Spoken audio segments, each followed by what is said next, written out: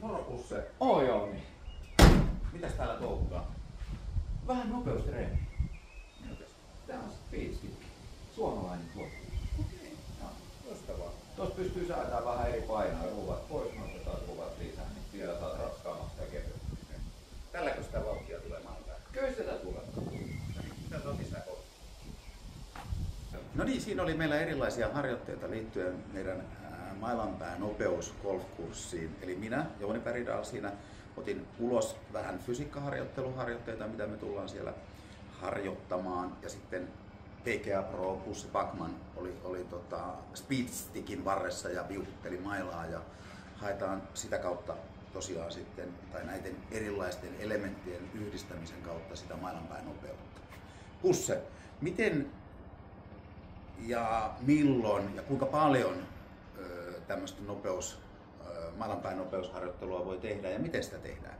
Eli 2-4 kertaa viikkoa voi tehdä tällaisia nopeusharjoituksia ja ne ei ole kovin pitkiä, koska sitä nopeutta me ei pystytä tekemään niin kuin tuntitolkulla. Ja Speedstick on siihen hyvä väline, että siinä pystytään säätämään painoa, saadaan se painavemmaksi, jolloin se on niin kuin lihastyötä ja sitten saadaan se kevyemmäksi, jolloin se on sitä ylinopeusharjoittelua.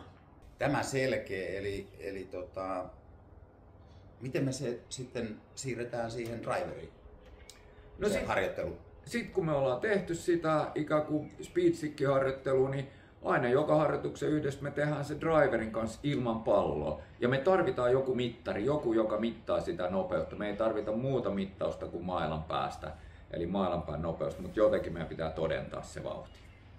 Okei, eli silloin me saadaan ikään kuin heti feedback siitä, että minkälainen se mailanpään nopeus on. Ja tällä driverilla, kun me haetaan niitä vauhteja, niin kuinka kaukana tai lähellä se on sitten varsinaista pallon lyömistä? Pitäisi olla ihan sama, eli lyödään ilman palloa tai pallon kanssa, niin eroa ei pitäisi olla siinä. Että se on se maksimivauhti, mikä me pystytään tuottaa siihen.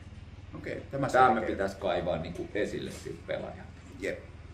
Eli kiteytetysti se vauhti, mitä me saadaan aikaiseksi, niin sitten myös haetaan siihen driveriin pallon kanssa. Juurikin näin. Okay. Golf on nopeusvoimalaji. Me tehdään sillä tavalla, että me haetaan niitä liikelaajuuksia ja avataan paikat niin, että me saadaan se koko oman kehon potentiaali hyödynnettyä. Kurssi on kesäkuun 15. päivä EGS Golfklubilla ja kello 12 me aloitetaan ja pannaan mailanpäät viuhumaan. Eiks niin? Kyllä. Hyvä. Nähdään silloin. Kiitos.